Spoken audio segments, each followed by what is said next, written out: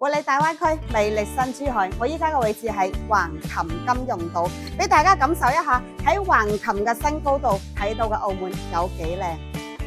如果各位朋友想要喺大灣區呢邊揾一套會所，或者係有一套住宅可以招待朋友，我諗呢一個單位一定係首選。對面睇到嘅澳門視野非常之開闊下，而且呢個景色係永恆嘅一線嘅海景單位。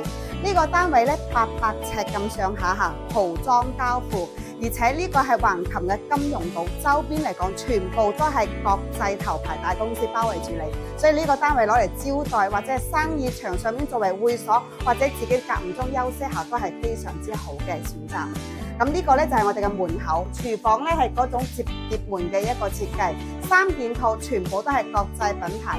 呢度咧可以作為一個中島台或者係一個西餐嘅招待嘅地方。呢個單位800尺左右咧，佢係做咗一個總統酒店嘅一個套房嘅設計。呢個位置可以作為辦公嘅書房完全冇問題啦。咁呢度咧就係我哋休息嘅床啦，可以放到1.8米嘅雙人大床。咁瞓喺床呢一度咧就可以睇到我哋嘅海景啦。咁喺我哋呢一度開放式嘅交付標準嚟講啦嚇，呢度就係我哋接待嘅一個休息區啦嚇，非常之正嚇。我哋成一面都係可以睇到海景嘅，視野好開闊。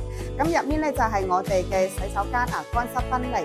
交付標準嘅話咧，包括咗我哋嘅中央空調啦，同埋我哋呢個背景牆。咁呢個單位總價咧280萬左右就可以攞低啦。如果有興趣或者想要了解樓盤嘅詳細信息，幫我視頻點個 like 或者加我微信了解啦。下期視頻再見，拜拜。